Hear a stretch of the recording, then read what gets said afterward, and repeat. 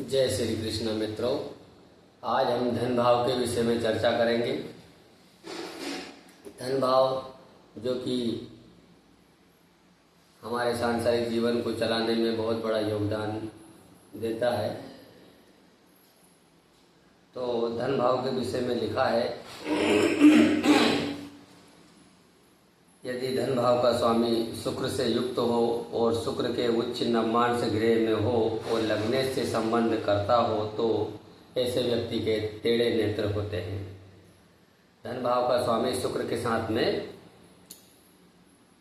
या तो शुक्र की उच्च राशि में बैठे हो या शुक्र के नवमांश में या स्वयं शुक्र की राशि में बैठे हो तो ऐसे व्यक्ति के टेढ़े नेत्र होते हैं और यह लग्नेश से संबंध बना रहे हों। दूसरा सूत्र कहता है, यदि चंद्र सूर्य धनेश से लग्नेश से युक्त होकर दुख स्थान में हो तो जन्मांध होता है। मतलब जो है कि सूर्य और चंद्रमा दोनों एक साथ में या तो धनेश के साथ में या लग्नेश के साथ में दुख स्थान यानी छठे आठवें 12वें भाव में बैठे हों तो ऐसा व्यक्ति जन्म से अंधा होता है। और अगर मान लीजिए पिता आदि के स्वामी भी इसके साथ में यानी कि 9th हाउस का स्वामी भी अगर साथ में बैठा है तो बच्चे के पिता भी अंधे समझना चाहिए। अगला सूत्र दिया है, यदि दोष करता ग्रह अपनी राशि में हो तो दोष नहीं करता है। दोष करता ग्रह का मतलब कि छठे आठवें 12वें भाव का जो ग्रह है अगर वह अपनी राशि में बैठा हुआ है तो वहां आपको हानि नहीं करता है, दोष नहीं करता है।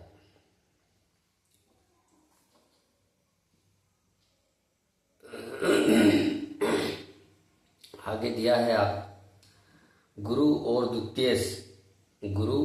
द्वितीय छठे आठवें 12वें भाव में हो तो जातक गूंगा होता है। गुरु और दूसरे भाव का स्वामी दोनों ही अगर छठे आठवें 12वें भाव में बैठा है तो ऐसा व्यक्ति गूंगा होता है, वह बोल नहीं पाता है। इसी प्रकार अगर माता या पिता के भाव के स्वामी भी उसके साथ में बैठे हों तो उसके माता पिता भी गूंगे होते हैं, मूक कहना चाहिए।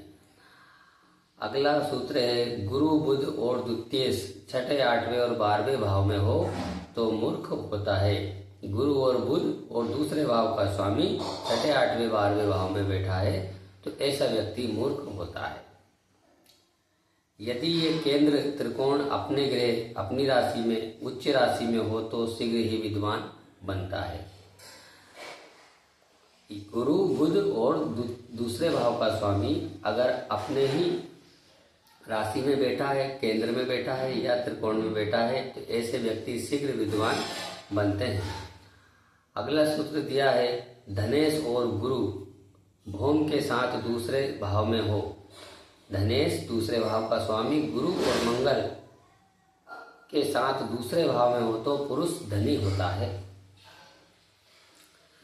अगला सूत्र है, धनेश 11वें भाव में हो, दूसरे भाव का स्वामी 11वें भाव में हो और लाभेश यानी 11वें भाव का स्वामी दूसरे भाव में हो अथवा दोनों केंद्र में हो तो जातक धनी होता है।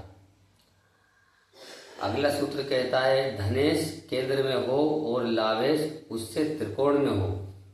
धन भाव का स्वामी केंद्र स्थान में हो और केंद्र स्थान से जो लाभ भाव का स्वामी है वो त्रिकोण में बैठे हो यानी या तो लग्न में बैठा हो या पंचम में बैठा हो। और गुरु शुक्र से युत या दृष्ट हो, या तो गुरु शुक्र साथ में बैठे हो या इनकी दृष्टि हो तो ऐसा व्यक्ति उसको धन का लाभ होता है। अगला सूत्र कहते हैं, धनेश और लाभेश छठे भाव में हो अथवा धन लाभ धन भाव का स्वामी और लाभ भाव का स्वामी पाप युक्त या पाप दृष्टि से हो तो निर्धन होता है। धन भाव का स्वामी और लाभ भाव का स्वामी छठे भाव में हो अथवा दूसरे भाव का स्वामी और लाभ भाव का स्वामी पाप ग्रह की संगति में आ जाए, पाप ग्रह के साथ में बैठ जाए या पाप ग्रह की दृष्टि इन पर पड़ जाए तो ऐसा व्यक्ति निर्धन होता है। अगला सूत्र दिया है धनेश लाभेश, धन भाव का स्वामी और लाभ भाव का स्वामी यानी 11वें भाव का स्वामी पाप ग्रह से युक्त होकर के 6ठे 8वें 12वें भाव में हो तो जन्म से ही दरिद्र होता है और भिक्षा मांगकर खाने वाला होता है। अगला सूत्र कहता है यदि धनेश लाभेश 6ठे 8वें 12वें भाव में हो और 11वें भाव में मंगल धन भाव में राहु हो तो राजदंड से धन का नाश होता है। यदि दूसरे भाव का और लाभ भाव का स्वामी 6ठे 8वें 12वें भाव में बैठे हैं और 11वें भाव में मंगल और दूसरे भाव में राहु हो तो राजदंड से धन का नाश होता है। अगला सूत्र कहता है 11वें भाव में गुरु, दूसरे भाव में शुक्र और धनेश यानी दूसरे भाव का स्वामी शुभ ग्रह से युक्त हो तथा 12वें भाव में शुभ ग्रह हो तो धर्म के कारण द्रव्य का व्यय होता है यानी खर्चा होता है। अगला सूत्र कहता है द्वितीय भाव का स्वामी शुभ ग्रह से युक्त हो, दूसरे भाव का स्वामी शुभ ग्रह से युक्त होकर केंद्र त्रिकोण में मित्र की राशि में व अपनी राशि में अथवा शुभ ग्रह की राशि में हो तो पुण्यवान कुटुंब की रक्षा करने वाला व्यक्ति होता है। अगला सूत्र है धनेश अपने उच्च की राशि में हो और गुरु से देखा जाता हो तो प्रतापी एवं सहस्त्र रक्षकों के रखने वाला होता है। दूसरे भाव का स्वामी अपने उच्च की राशि में हो और गुरु से देखा जाता हो तो प्रतापी एवं सहस्त्रों रक्षकों को रखने वाला होता है। अगला सूत्र कहता है धनेश यानी दूसरे भाव का स्वामी शुक्र बुध से युक्त होकर केंद्र या त्रिकोण में बैठे हो अपने उच्च का या मित्र के गृह में हो तो प्रसिद्ध धनी होता है। अगला सूत्र कहता है धनेश शुक्र व बुध अपने उच्च मित्र गृह में हो तो परोपकारी जल रक्षक होता है। धनेश यानी दूसरे भाव का स्वामी। अगला सूत्र है धनेश बलवान हो तो सुंदर नेत्रों वाला होता है। यदि 6ठे 8वें 12वें भाव में हो तो नेत्र में विकार उत्पन्न करता है क्योंकि दूसरा भाव नेत्र का भी है, दूसरा भाव आपके धन का भी है, दूसरा भाव वाणी का भी है और दूसरा भाव आपके भोजन का भी है। धनेश पाप ग्रह से युक्त हो और धन भाव में पाप ग्रह हो तो झूठ बोलने वाला और कृपण और बात व्याधि से युक्त होता है। धन भाव का स्वामी पाप ग्रह के साथ में हो और धन भाव भी पाप ग्रह से दृष्टि या युक्त हो तो ऐसा व्यक्ति झूठ बोलने वाला होता है।